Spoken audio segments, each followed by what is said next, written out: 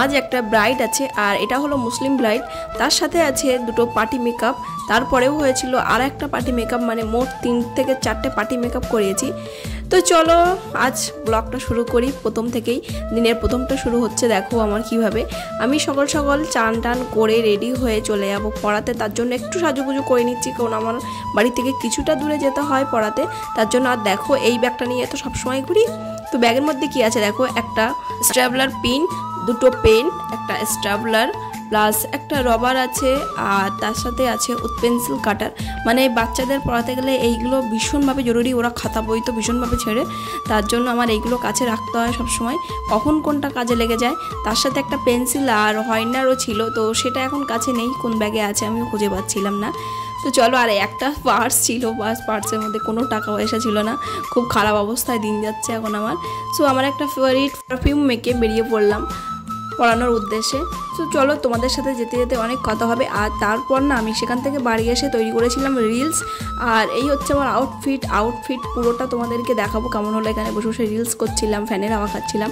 তো ফুল আউটফিটটা দেখে নাও কেমন লাগছে, তোমাদেরকে অবশ্যই কমেন্টে জানিও যে এই আউটফিটটা কীরকম লাগলো। আর আমার অনেক দিন না ড্রেসগুলো পরা হয় না, কারণ এখন খুব একটা বাইরে বেরোই না, আর প্রচণ্ড গরমের কারণে সারাদিন বাড়িতেই থাকি। আর যারা আমার ব্লগ দেখো তারাই জানো যে সারাদিন বাড়ির টুকটাক কাজকর্ম করি আর সারাদিন বাড়িতেই থাকি, এইভাবেই আমার দিনগুলো কাটে।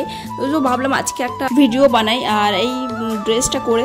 তো কেমন লাগলো অবশ্যই কিন্তু কমেন্টে জানিও। আর তারপরে চলে যাচ্ছি বৌদিদের বাড়ি, কারণ বৌদিদের বাড়ি আমাকে ডেকেছিল অনেক দিন থেকে, তো যাওয়া হয় না। তো ভাবলাম আজকে ফাঁকা আছি, একটু চলো ঘুরেই আসি, আর তোমাদের সাথে মানে ব্লগটাও শেয়ার করা যাবে আমি কীরকম জায়গায় যাচ্ছি। আর জায়গাটা জাস্ট অসাধারণ, খুব সুন্দর লাগবে। তো দেখো এতটা ঘাম হচ্ছে না, বারবার কিন্তু ফ্যান চাচ্ছি, ঘাম মুচ্ছি, মানে প্রচণ্ড পরিমাণে অস্বস্তিকর একটা ওয়েদার যাচ্ছে।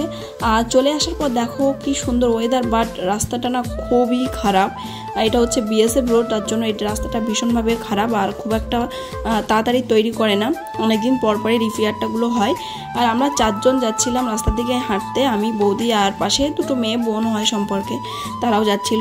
তো ওরা ভীষণ লাজুকে ক্যামেরা অন করলেই ঘুরিয়ে নিচ্ছে মুখগুলো আর হাসাহাসি করছে। তো যাই হোক, এই আমাদের একটা বিকালের সময় কাটলো। এটা কিন্তু একটা বর্ডার এরিয়া, এখানে কিন্তু বিকেল 6টার পর বা সন্ধ্যে 6টা বলতে পারো, এখানে কাউকে বসতে দেয় না। তো আমরা এখানে সানসেট দেখছিলাম, হেভি সুন্দর লাগছিল, সূর্যটা ডুবে যাচ্ছে আর সেই সময় আমরা ভিডিও করছি, বসে আছি, গল্প করছি। তো তারপরে চলে এসেছি, সেখান থেকে ব্যাগ প্যাকেজিং করতে হবে, কারণ আমার আছে ব্রাইড সাজানো। আর সকাল 9টার সময় আমি বেরিয়ে যাব, সকালে এখন বাজে 8টা, এখন আমার গোছানো গাছানো এখনও শেষ পর্যন্ত হয়নি, যে সব কিছু ঠিকঠাক নিয়েছি কিনা, অনেক দিনই ব্রাইড ছিল না, তো তার জন্য দেখে নিচ্ছিলাম যে সব কিছু প্যাকেজিং ঠিকঠাক আছে কিনা। আর এই হচ্ছে মেকআপের জিনিসপত্র, খুব একটা বড় মেকআপ আর্টিস্ট না, তার জন্য প্রচুর কিছু জিনিস আমার কাছে নেই মেকআপের প্রোডাক্ট, 2 থেকে 3 রকমের প্রোডাক্ট হয়তো হারলে আমার কাছে আছে। আর এই গরমের ওয়েদারে না ওয়াটারপ্রুফ মেকআপটাই বেশি চাই, কিন্তু এখানে যা বাজেট মানুষের, তাতে ওয়াটারপ্রুফ মনে হয় না যে আর ওয়াটার প্রোডাক্ট রাখি। তো যাই হোক, দেখো এখানে কিন্তু বাজেটের অনুযায়ী ওয়াটারপ্রুফ মেকআপ আমার পক্ষে রাখা সম্ভব হয় না, কারণ ক্লায়েন্ট যেমন টাকা দেবে তার উপরেই বেস করে আমাকে মেকআপ কিনতে হবে, প্লাস আমার নিজেও চালাতে হবে। তো সেই হিসাবে গ্রামের দিকে না খুব একটা চলে না, ওরা বোঝে না যে ওয়াটারপ্রুফ মেকআপ কী হয় বা ব্রাইট কী কাকে বলে। তো তা হলেও মানে টুকটাক যেরকম সাজানো চলে গ্রামের দিকে সেইভাবেই ব্রাইট সাজাই, আর চেষ্টা করি সবাইকে ভালো সাজানোর, গরমের মধ্যে ভালো প্রোডাক্টটা ইউজ করার, কারণ নামটা তো আমারই খারাপ হবে যদি আমি খারাপ প্রোডাক্ট দিই। তো এই জিনিসপত্রগুলো টুকটাক করে গুছিয়ে নিয়ে যাব রেডি হয়ে 9টার সময়, আর বাড়ি ফিরবো রাত 9টা থেকে 10টার মধ্যে, কারণ আমার 4-5টা পার্টি মেকআপ আছে যার সাথে আমি কাজ করি, শুভদা তার সাথে।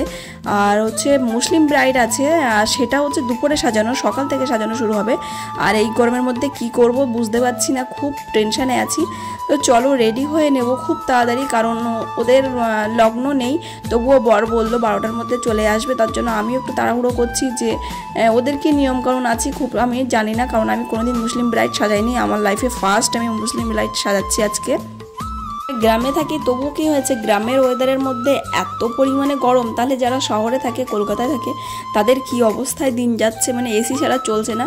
আর আমি তো এক মুহূর্ত এদিক ওদিক করলে সেই মনে হয় ফ্যানটা সঙ্গে করে নিয়ে ঘুরি, এত গরম পড়েছে। আর আমাদের ছাদে দেখো অ্যাডভেস্টার দেওয়া আছে, এটা কিন্তু 2 তলার উপরে, আর অ্যাডভেস্টারের তলায় যা গরম হচ্ছে, মানে আমরা সারাদিন উপরে থাকি না, রাত্রে চলে যাই, শুধু আমার যখন ভিডিও শ্যুট করার থাকে তখনই আমি উপরে চলে আসি। আর রাত্রের জন্য এটা খুব উপযুক্ত, কারণ গরমের সময় সময় উপরে দোতলার উপরে ভীষণ পরিমাণে হাওয়া হয়, আর যেটা রাত্রে নিচে লাগে না। তো দেখো তোমাদের সাথে কথা বলতে বলতে আমিও রেডি হয়ে গেলাম। না আজকে কিন্তু দেখাবো না যে আমি কাদেরকে সাজিয়েছি, কেমনভাবে সাজিয়েছি। তার জন্য দেখতে গেলে আমার নেক্সট ভিডিও দেখতে হবে। নেক্সট ভিডিওর জন্য অবশ্যই চ্যানেলটা লাইক করো, সাবস্ক্রাইব করো, কমেন্টে জানিও।